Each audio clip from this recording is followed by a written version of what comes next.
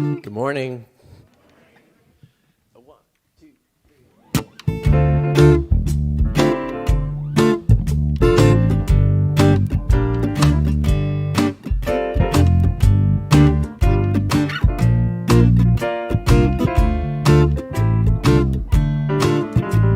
Spirit, guide my day. Open my heart to live your way, and teach me to hear your voice. Open my mind to the freedom of choice. Oh, Spirit, guide my day. Open my heart to live your way, and teach me to hear your voice. Open my mind to the freedom of choice.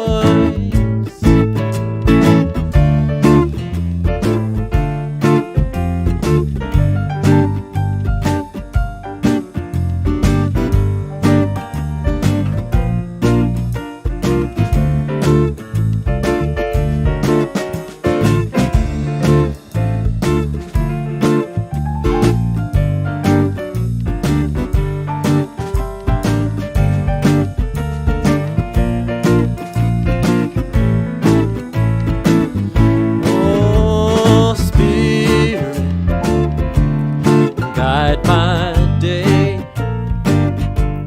Open my heart to live your way, and teach me to hear your voice. Open my mind to the freedom of choice.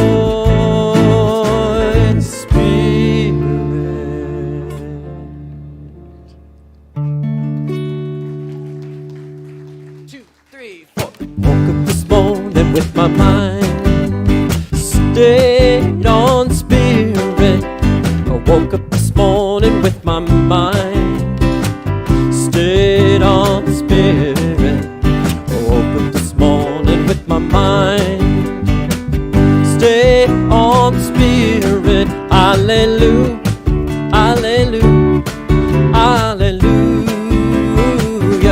Singing and praying. Singing and praying with my mind stayed on Spirit. Singing and playing with my mind stayed on Spirit. Singing and praying with my mind stayed on Spirit. Hallelujah, hallelujah, hallelujah. You know I'm walking and talking with my mind stayed on Spirit, and walking and talking with my mind stayed on Spirit, walking and talking with my mind stayed on Spirit. Hallelujah, hallelujah, hallelujah.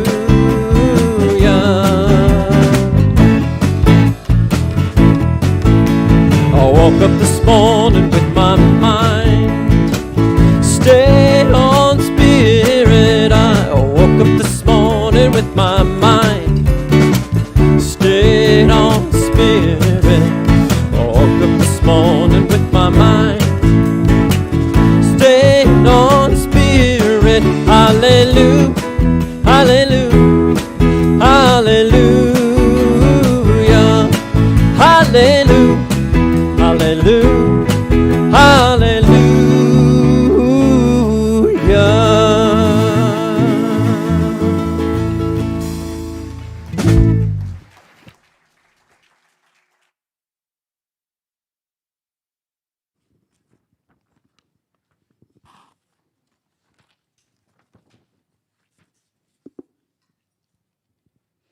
Hello. I am Lorena Fisher, a prayer practitioner here at the center. Please join me in prayer. Just breathing into that oneness, that wholeness, that divine source of all life, ever present, ever sustaining and guiding, always, and it is always available. The very breath I breathe is the breath of spirit. It is that which sustains and guides and holds me.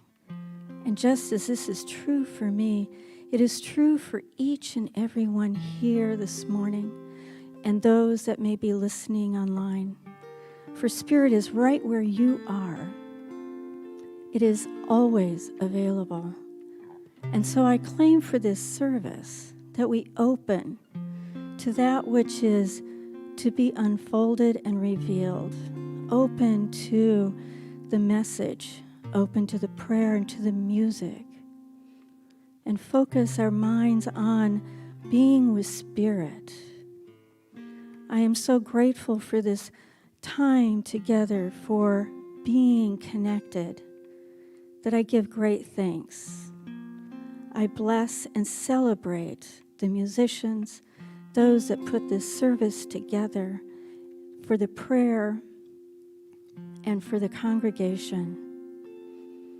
And with nothing left to do but to release my word, I let it go into that infinite mind of God, knowing that it is already done. And together we say, and so it is. Please join me in reading this month's affirmation from our Prayers of Wisdom and Vision book.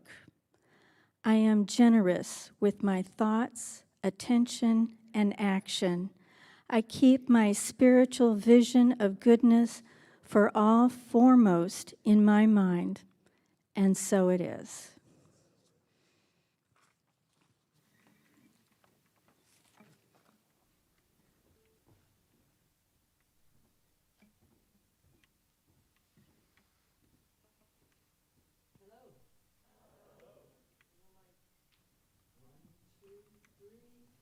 Five. Now I have a mic.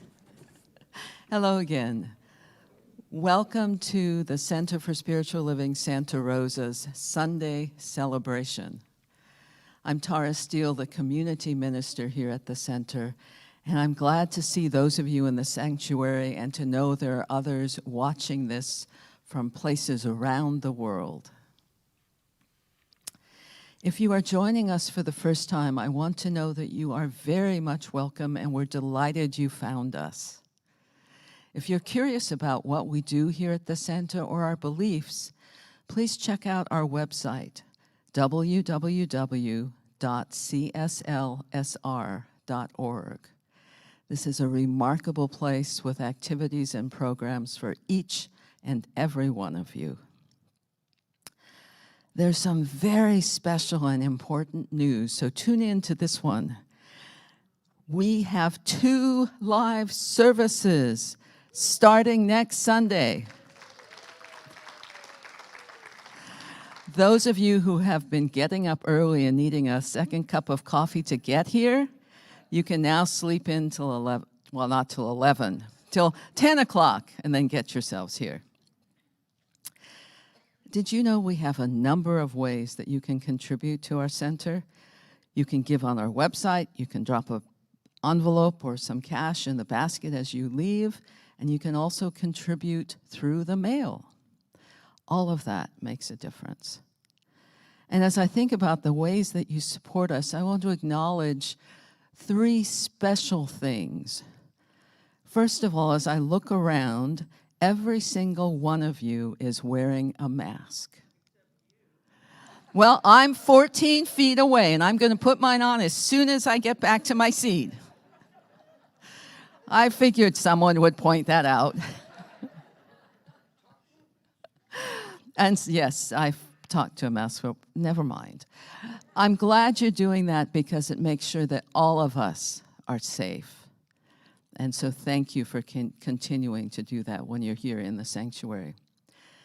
Second, individuals in this community contributed more than $10,000 to our denomination's dream of having a teen camp and retreat center of our own.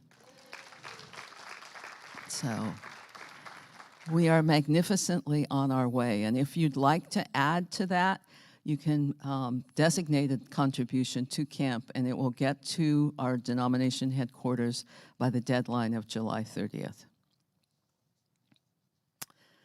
And finally, thank you for showing up, for being a part of this community, whether it's virtually or live. Your presence is what keeps this center vital and growing and unfolding. That's not just hooty-dooty-dooty. That's absolutely true.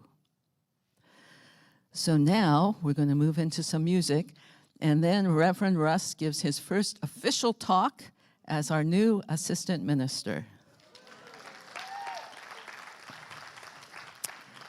So I am knowing for each one of us participating in this celebration, somewhere in the music, the message, the prayer, the community is exactly what you need for the next step on your spiritual journey.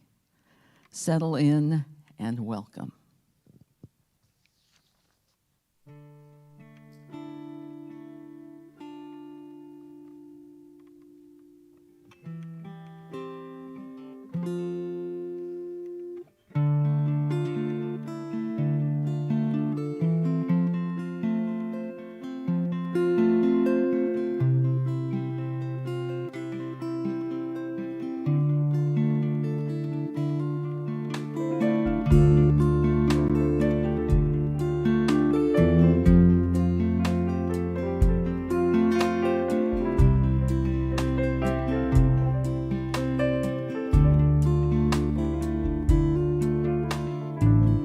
Now is the time when I let go of my fears, inhibitions, and sense of dread. When I give up control and I let you hold me with no resistance in my soul.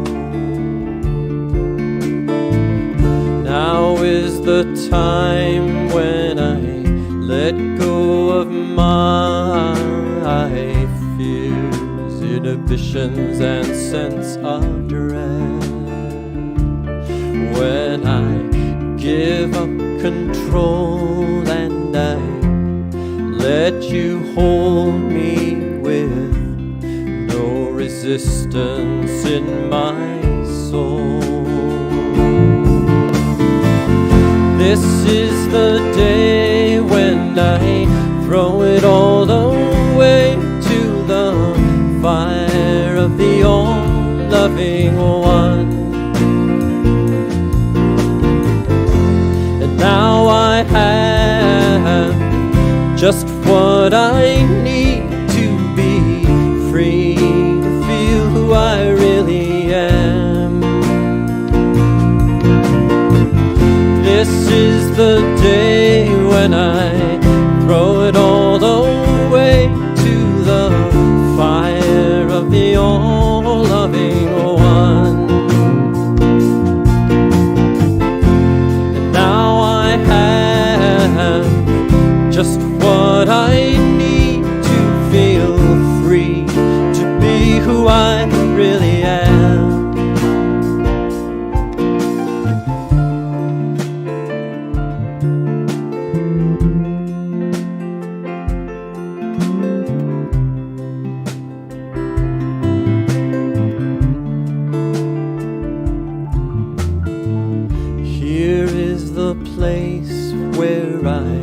Fall into grace and release into the sweetness of your love.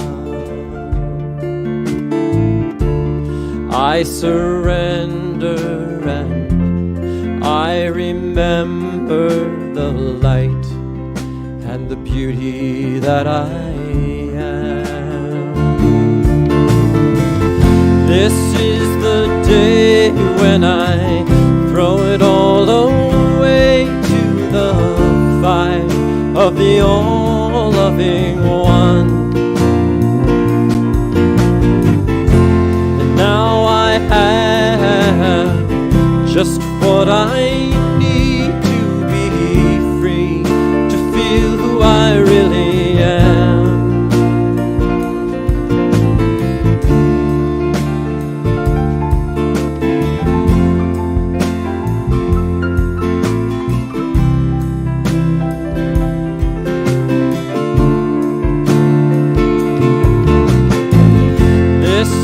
The day when I throw it all away to the fire of the all-loving one. And now I have just what I need to be free, to feel who I really am.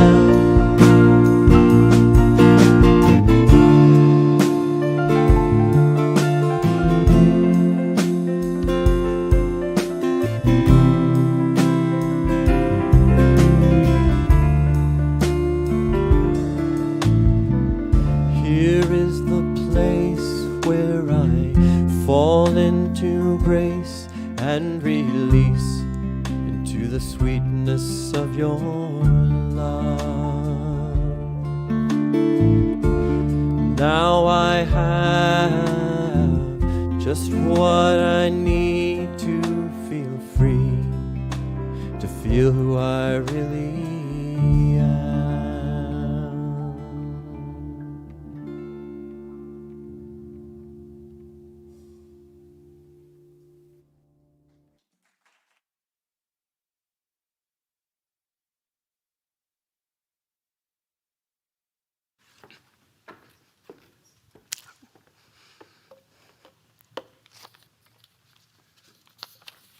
Hi there. Thank you. Well, hello. You know, it's interesting standing on this stage for me because I'm reminded of my journey through New Thought and what brought me here today as the first in-person talk that I'm giving as your new assistant minister. Yes, thank you. I know, it's like... And I remember back to, I think it was September, I want to say September 2019, 2020, I don't know. I mean, time is a construct, it's COVID, nobody knows what time it is anymore. Anyway, I was, the day before going into my oral panels where, you know, if I pass them, I become a licensed CSL minister, and like, yeah. And I was freaking out. And I don't know if, we've got some ministers in the room, I don't know if anybody else had that experience, but I was freaking out. I'm like, oh my God, this is really happening. What's happening? And all of the voices were speaking in my mind. You know, that voice that I'm sure we've all run into that says, are you actually gonna be good enough to do this? And so I had to go and get help. And luckily, Reverend Amy Daniels, who was my senior minister at the time, she was teaching, I believe it was self-mastery that same night before. And so I texted her furiously and I said, Amy, Jeff, or Reverend Jeff is also one of the board members that was at Cityside. And he's also a minister and he was co-teaching with her. And I'm like, I need help, I'm freaking out. Can you guys pray with me? And they invited me to come and join the class. So, you know, I kind of hopped onto the class Zoom because yay for Zoom classes, it's so easy, I can just pop on there. And how serendipitous was it that they were doing a visioning exercise that I got to participate in? And what's really fascinating, looking back on that visioning exercise, was that something so clear for me that came up in this visioning exercise was me standing on this big stage looking out at a bunch of really beautiful New Thought people. And I think that was all y'all. And I didn't know that it was going to be this stage. You know, that's kind of how visioning works for me. I get these images, I hear these words, and you know, I don't really know what's specific until I look back at it and I'm like, wow, okay. this is what was making itself known in my life. And it made itself known in my life because, one, I got help from my friends to get back into that mindset where I was stayed on spirit. And I love that song, woke up this morning, set your mind on spirit, or that your mind has stayed on spirit. And that song has a lot of history to it, too. It started off as a song rooted in Christianity. It was, I woke up this morning with my mind stayed on Jesus. And I like to think of it as let's focus on all of the teachings of Jesus, because Jesus was teaching on how we can keep our mind stayed on the infinite nature of God, the expansive nature of God, and especially on the unconditional love and good of God. And so, obviously, I passed my oral panels, or I wouldn't be here with you today. Thank you. And it was so amazing, too, going through those panels, because I was just with a bunch of other soon-to-be new ministers and a bunch of ministers and practitioners, and we just created the space where we loved ourselves and each other so, so much. We were stayed on spirit. So I want to talk about, what does it mean to be stayed? It's kind of a funky name, and that's the name of the talk title that is concluding our month of being pulled by vision. That's our global theme this month. And I had to go look this up too, because I was kind of stayed, what's that all about? When I heard the song, woke up this morning with my mind set on spirit, which is a little simpler, not stayed on spirit. So I had to kind of dive into it a little bit. And when I got into it, I'm like, oh, okay, that makes sense. To be stayed on spirit means that we are focusing our attention like a flashlight on the infinite nature of God, on the unconditional love of God, on the good that is God. It's the idea that we keep our thoughts firmly centered on the fact that if God is all that there is, if God is good, then that means that there is good present right here and now. Period. End of story. I could walk off the stage. That's all I need to say. But I won't. You guys paid for a longer talk, right? No. Moreover, though, and this is something that it took me a lot of time to really get into relationship with, and that's a word that I'm going to be using a lot here, and I can thank our lovely Kevin here for putting that bug in my mind that there's so much relationship when we think about being stayed on spirit. What I had to learn is that it's not enough to just be saying my affirmations, to be doing my prayers, to be doing my meditations, to be stayed on spirit. I had to learn to trust that spirit is acting as and through me. And I had to learn that spirit is in everyone around me, especially the people that I disagree with. Because you see, really being stayed on spirit, it's a trust in God's good being within us, everywhere, regardless of what we see on the outside. That good is always, always, always there. And it took me a long time to get to that trust because, like so many of us, and I just have so much love and compassion for kids that grow up in the same way that I did. It was challenging growing up. It was challenging for me because my parents divorced when I was very young. I didn't really have parents that knew how to be in the authentic expression of their emotions. And I didn't know how to build trust. Because, we act out what our parents do, don't we? We learn from our parents, we learn from our family and from our friends, and they learn from their family and their friends, and they learn from their family and their friends. So if there was anything that was getting in the way of them being their authentic selves, of them being a loving and trusting presence, then that's kind of what we absorb as kids. Kids are little sponges, and I was definitely one of those little sponges. So I had a hard time really figuring, is my mic still on? I think it's still there. I don't know.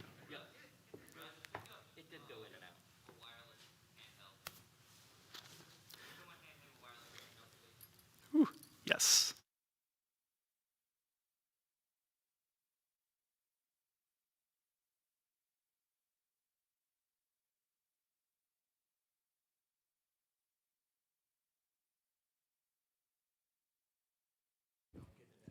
Yes, thank you. See, it takes a village. We're just going to undo that. All right. This doesn't go against my time limit.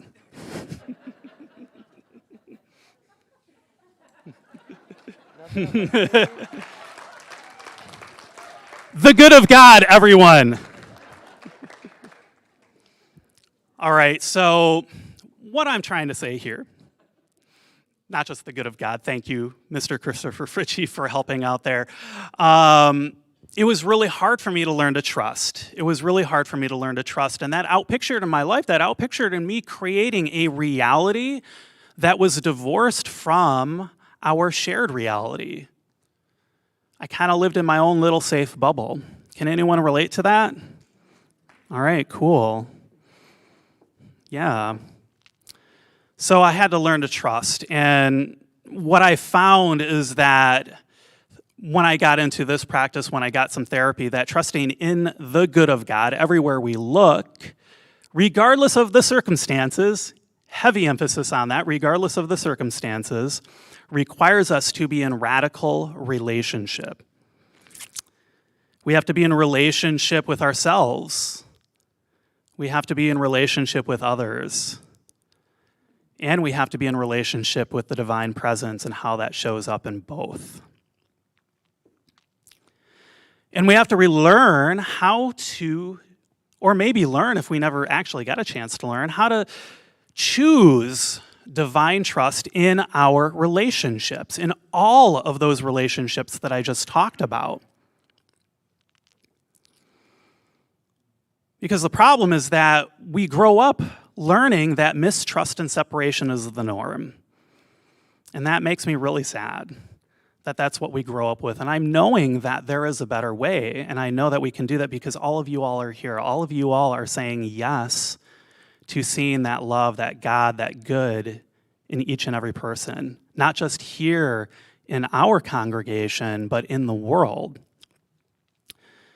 The truth is that we are always in relationship with one another. If God is all that there is and we are one with God, then we are always in relationship with one another because we're not actually separate. We might think that we are separate from one another, but we're not. And I love how science, our scientists continue to dive into the root and like the roots and nuts and bolts of reality and what makes up our reality. And the more that they dive into that, the more they are confirming what all of the spiritual texts in the world have always known, that we are one, that all of our molecules, we're all made from the same star stuff, as Carl Sagan would put it so beautifully. How cool it is like, hey, here's an exploded star. Here's an exploded star. Y'all, look at all the exploded stars here. How cool is that? We all have this divine star stuff in us. And what that means then is that, okay, well, if we're always in relationship with one another, then our choice is in how we choose to show up in those relationships. Do we want to show up from a place of unconditional love, from a place of compassion, from a place of joy in what's possible? Or do we show up from, I guess I'll say like group mind that we can't really trust people, especially people that maybe look a little different than us and act a little different than us and maybe believe different things than us. I was reading a book that Dr. Edward recommended to me, and the author, she brings up this really amazing point that I had never thought of. She said, we grow up being taught not to talk to strangers. How many grew up with their parents telling them not to talk to strangers? Yeah, a lot of us, right?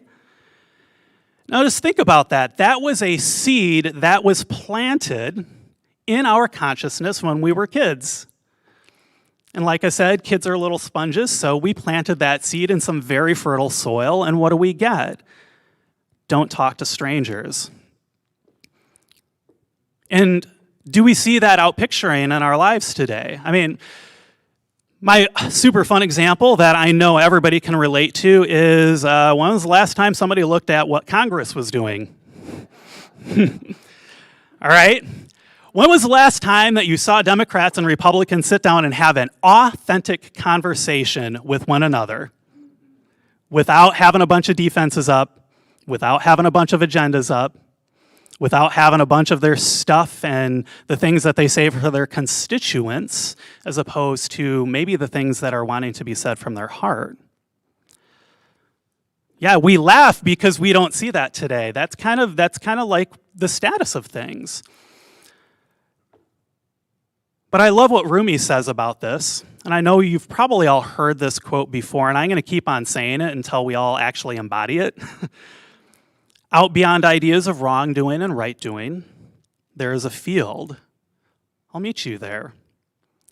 When the soul lies down in that grass, the world is too full to talk about.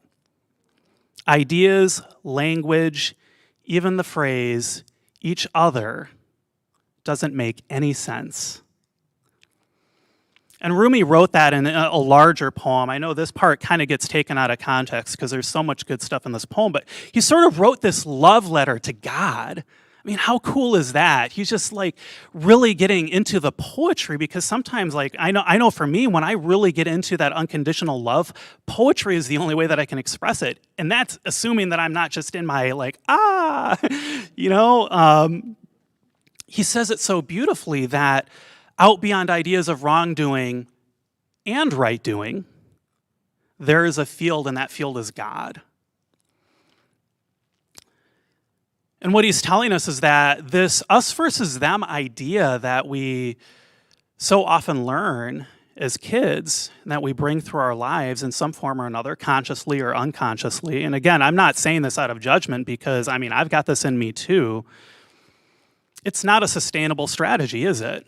Can we as humans evolve into what Ernest Holmes called heaven on earth if we still believe in separation, if we still believe that there are some people that we just cannot include in our hearts? We can't. It doesn't work that way. And that's something I really had to learn myself. Some of you know from being on the Wednesday Night Live and from being on the last virtual social hall, I started my career in information technology. And I'm not painting everybody in IT in this group here, but we tend to be a little bit more antisocial. Just a little bit. We tend to have very strong personalities. And those personalities are not always compatible with what I'm talking about today. And I had one of those personalities. And one of the other fun things about information technology is that the better you are at your job, the more likely you are to be promoted into management. Now, the problem is that being good at an engineering job does not mean that you are good at managing people. And I was one of those people. I was not at all good at managing people. So I had to learn that. And it was the most humbling thing to hear from some of my coworkers who I respected a lot that I was hard to work with. Yeah, I know. I had to let that sink in for a bit. And of course, my mama. But of course, they were right. I was hard to work with because I was not seeing the good in them. I did not trust that the good was in the people that I was working with. I could barely trust that the good was in me. How am I going to trust it in others?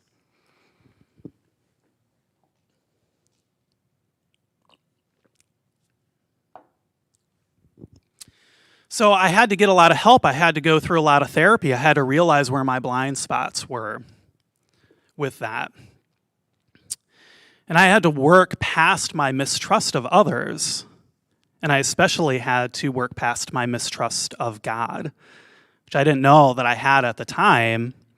But looking back on it now, I'm like, well, if I don't trust people, then I certainly don't trust God because God is in them. Yeah, that's how that works. So let me flip this example around here into something positive here to give you a contrast. And yes, I did get better. Please work with me. I am a very nice and lovely person, I hope. And if I'm not, please tell me. I'm open to feedback on that.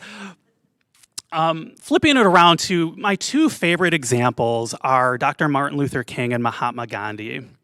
And these are, I could not think of two better examples of pioneers who lived their lives in a way that gives us an example that we can strive for, to be stayed on spirit, to be stayed on the good that is in our hearts, the good that is in others' hearts, but also that inherent good that is the very fabric of our reality.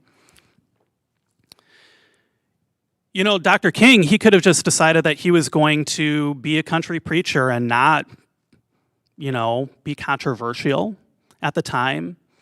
He could have just played it easy. But because he was stayed on spirit, he knew that there was a deeper realization of wholeness that was wanting to come forth. And he knew his part in bringing that forth. And I'm sure it was frightening and scary, and why wouldn't it be, because of all of the violence that was going on against people of color at that time, and still today too.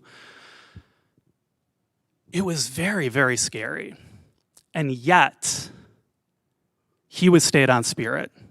He was stayed on the divine truth that we are one. He was stayed on the truth that we are whole.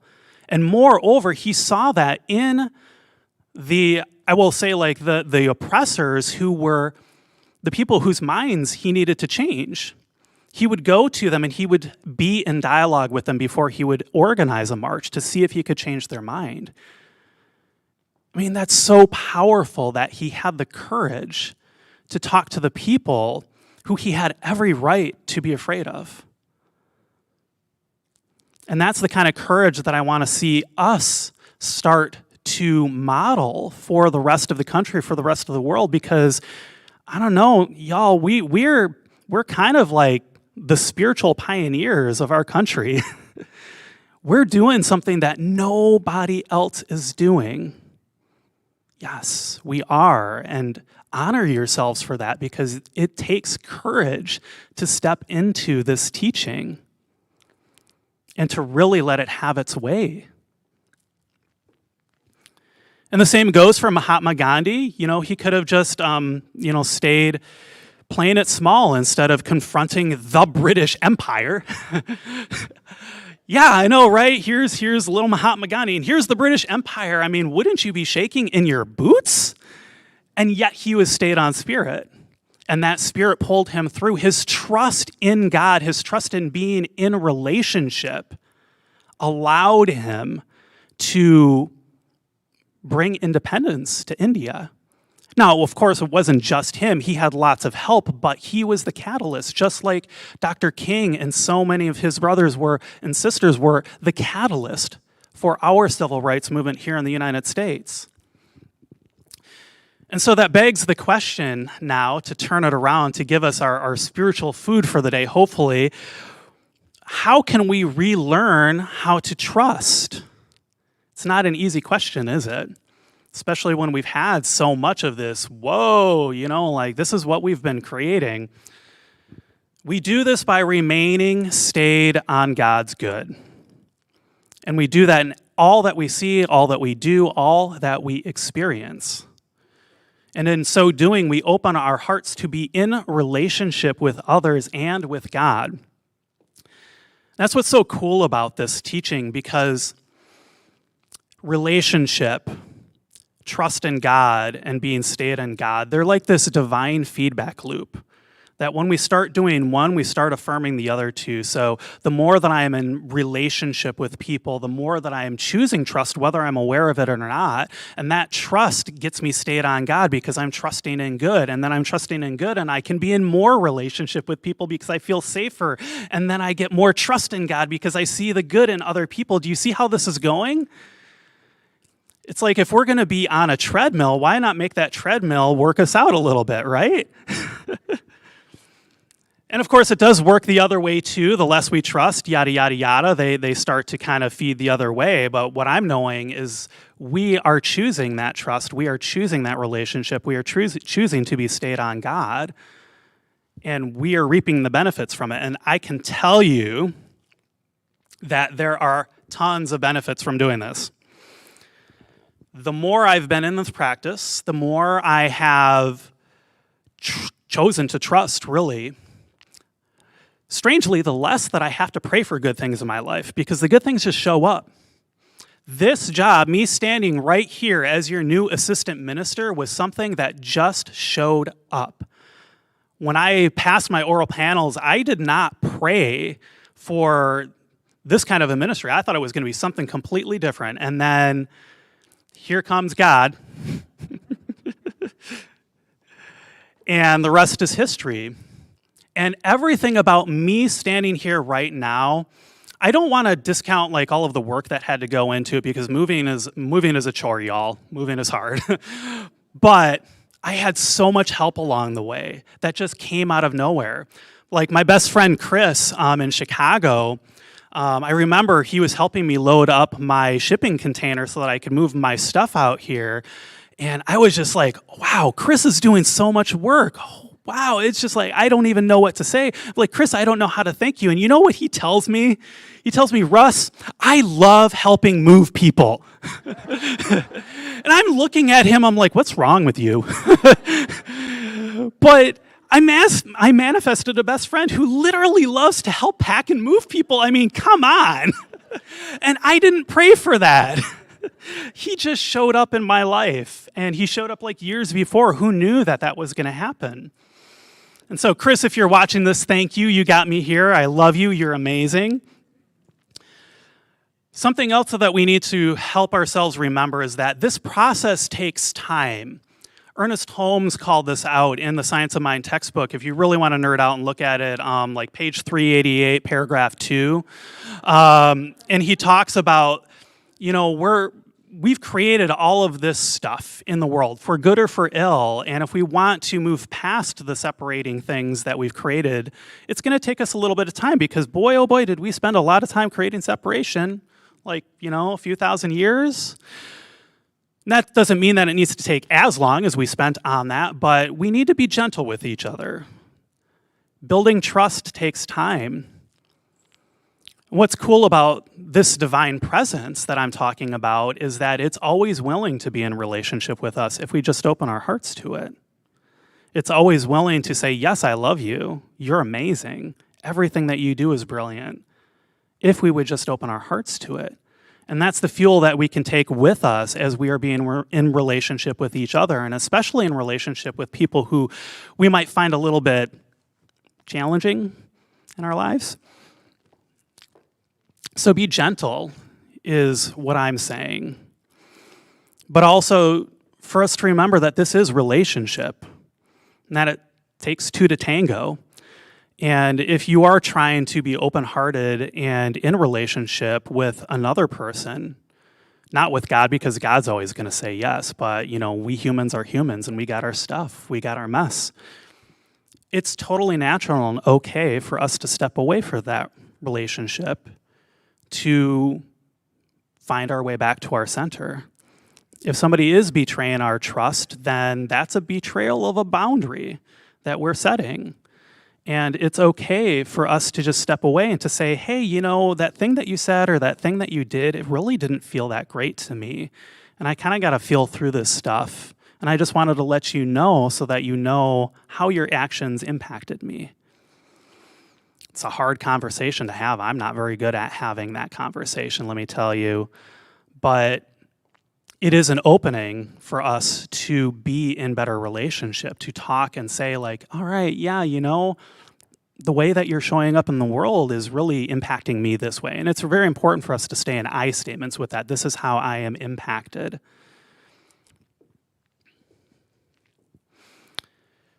So how about we do a little bit of practice here before I close up? Yeah? All right, this is something you're going to find from me, and whether you like it or not, I like to throw a little spiritual practice in here because I've got a captive audience.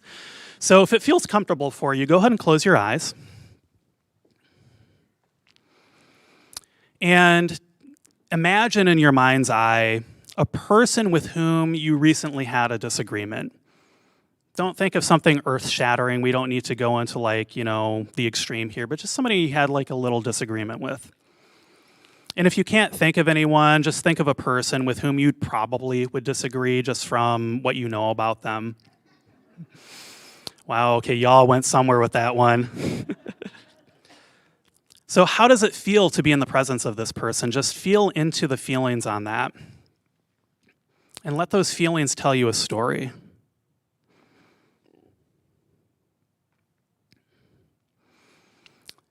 And now I'm going to ask you to allow your heart to speak on your behalf with this person. And I'm going to ask you to ask your heart to repeat the following. I see the God in you. I see the good in you. May any ideas of separation between us be erased. May wholeness express in positive relationship between us in whatever way is our highest good. Now, take a moment to feel any new feelings that might have come up after you said that affirmation, and let those feelings speak to you. And just know that there is truth in those feelings, that our feelings don't lie to us.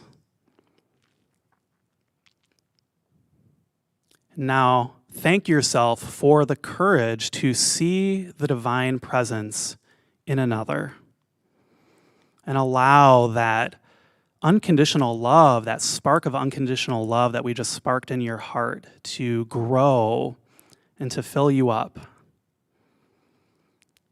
knowing that you are loved unconditionally. All right, so begin to come back to the room. Now you can take this practice wherever you are. And I'm going to invite you, try this practice daily for the next 30 days, because as you saw here, it only takes a minute or two. And see what happens. See what happens. That's what I love about our teaching. That's what I love about Ernest Holmes, is that he taught us that we need to practice this teaching. And we need to try it for ourselves. And if it doesn't work, then we should try something else. But we shouldn't ever stop our practice, our search for the truth. All right, so I'm going to conclude up here since I've gone on for quite some time already. The world needs us. It needs us to open our hearts, to relearn how to trust one another. It needs us to be stayed on the inherent good in everyone. The world needs your kindness, your compassion, your generosity, unconditionally. If we are to truly realize Ernest Holmes' dream of heaven on earth, we must lay down our separating ideas of right doing and wrongdoing in favor of opening our hearts to trusting relationship with one another.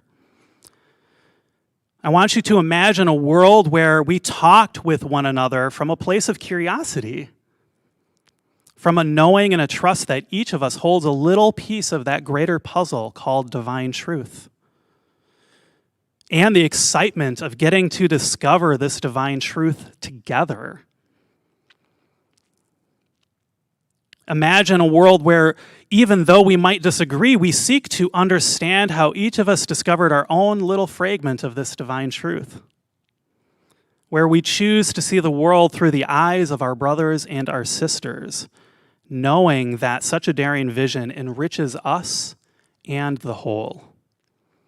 This is what I know we beautiful, pioneering, loving, compassionate, amazing souls here at CSL Santa Rosa are capable of, because this is God. And there isn't anything that can stand in the way of God.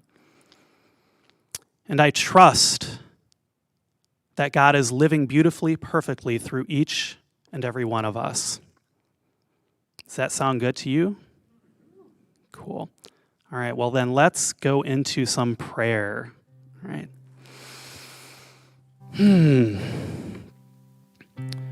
So how good it is to be in the presence of the divine. that infinite love, that infinite light, that infinite joy that is the very fabric and foundation of this reality that we all share. I know that it is ever present, that it is ever the more becoming itself. It is absolute good. And I'm so grateful to see that here and now. I see that in our oneness with this divine presence, our oneness with love, with life, with joy, with goodness. I know that that oneness is the state nature of our being. It is the very thing that is living our lives, individualized as each and every one of us. And that is so beautiful to behold.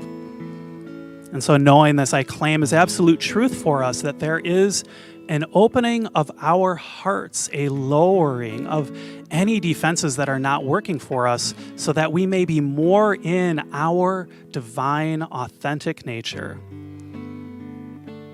I see deepening relationship between each and every person here in this community and beyond, knowing that as we learn to trust a little bit more deeply the good that is God, that we are able to allow that good to flow as and through us in all of our relationships. I know that that good is ever present, and that because of this, I know that our global vision of a world that works for everyone, it is manifesting here and now. It is doing that through us and through our relationship, through our trust in the divine. I know that we are stayed on the inherent good that is spirit. Our minds are stayed on unconditional love. Our minds are stayed on our wholeness and our oneness. And that is just amazing. I know that each and every one of us is able to effortlessly honor the courage and the joyfulness that we walk through the world with. And so with that, I just express my gratitude for the fulfillment of this prayer, for the sacred yes that each and every person here and on our live stream has said in showing up today, in showing up, and in all of the ways that we show up moving forward. I am grateful, grateful, grateful. And so with my gratitude, I release this word into the action of law that has already said, yes, my beloveds, yes. And together we say, and so it is. Thanks, y'all.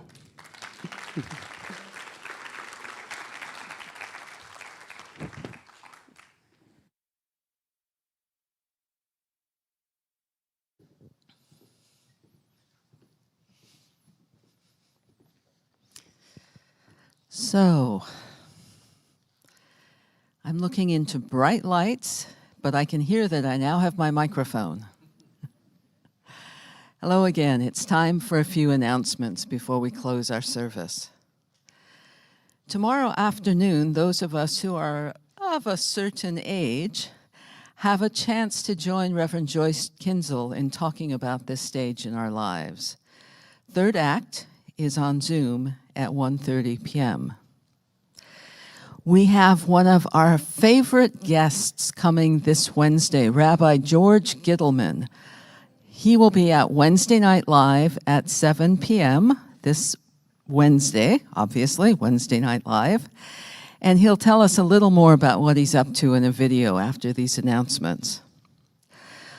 In the other two videos, the first one, you'll learn about a class that I'm teaching that's starting next Monday, not tomorrow, but a week from tomorrow, about our spiritual principles and practices, but especially about your spiritual principles and practices. So you can watch that video. And finally, we have nonprofit partners every month to whom we tithe.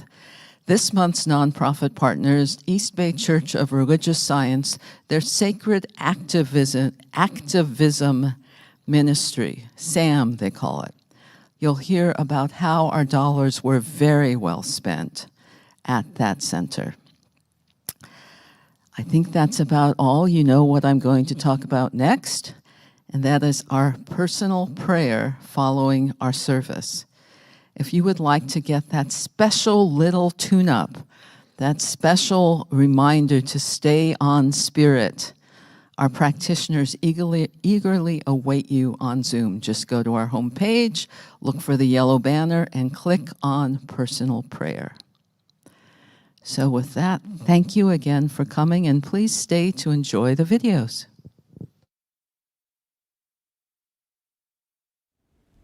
When I discovered religious science, I loved that it gathered my Christian, Buddhist, Hindu, and other spiritual traditions within a philosophy of oneness that also celebrated diversity. Next, I learned the power of my thoughts, beliefs, and perceptions. They were linked to my experiences in life. As they changed, my experiences would change. Now my practice is to do my best to assure that my beliefs reflect who I am and what I value, and that who I am reflects my beliefs. Exploring that alignment is the heart of the class I am teaching in August. Come join the conversation about what matters to us and how we embody those values in our lives. Class starts on Monday, August 2nd. I'm excited to be coming to the center to share with you some thoughts on the topic, the world could be otherwise. I think the subject of the world could be otherwise is so familiar to the work at the Center for Spiritual Living, because the idea is that as human beings, we have the ability to imagine not the world we have now, but the world that could be. And that ability to imagine a world that could be otherwise means that we can make a way where there's no way in our personal life. And we can create a reality, not just for us, but for the world through our imagination. Like an artist can imagine a painting or a song or a poem and bring it into being through that human gift of imagination and creativity and also resilience. All important qualities for life in general, and especially in these days. With all the challenges we face, we need to dig down deep and tap into the ability to imagine a world that could be otherwise. So I look very much forward to being with you and sharing some ideas inspired by the book called The World Could Be Otherwise.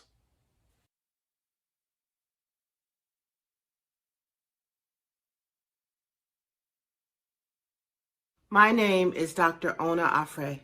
I am a licensed practitioner at the East Bay Church of Religious Science.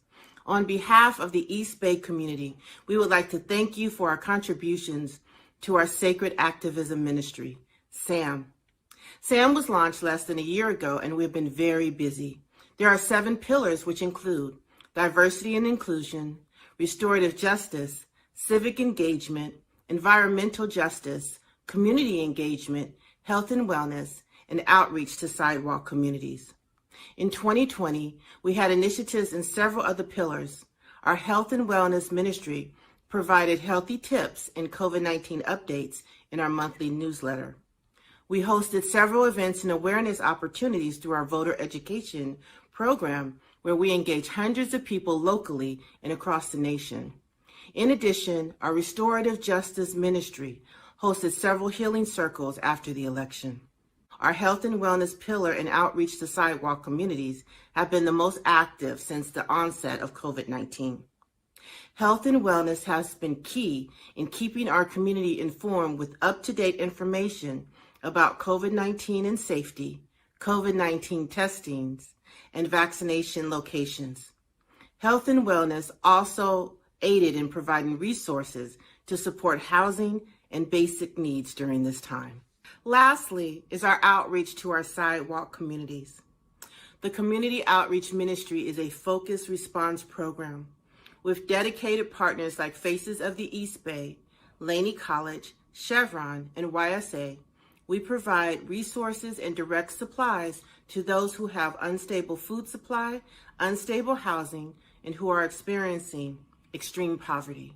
With your donation, we are able to continue our work and service to our communities, which results in approximately 60,000 pounds of non-perishable food and water, 20,000 pounds of fresh food, toiletries, and service resources to our young adults, as well as gift cards to our struggling student parents, all within the greater East Bay area. We thank you so much for your donation, and thank you for helping us make a difference in the community.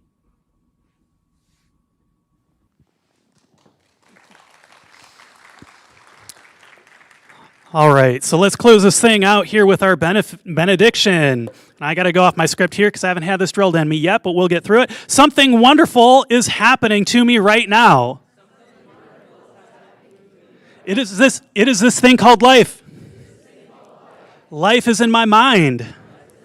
Life is in my body. And life is in my affairs. I think it, I feel it, and I accept it just the way that it is, and just the way that it is not. Thank you, life.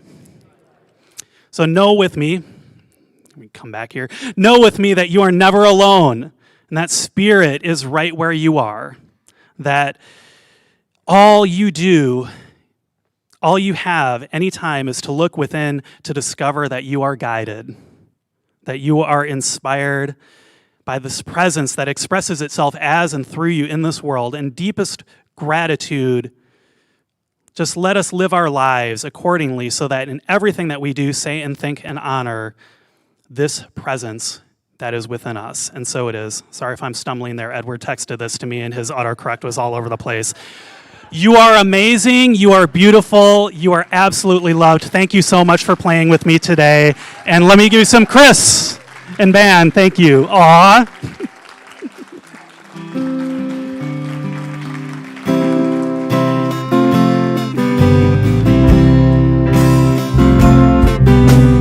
Blessed always, for the arms of God surround us. Let our joy be so triumphant that we rest in God and say amen. Blessed always, blessed always, blessed always, for the arms of God surround us. Let our joy be so triumphant that we rest in God and say amen. Let our joy be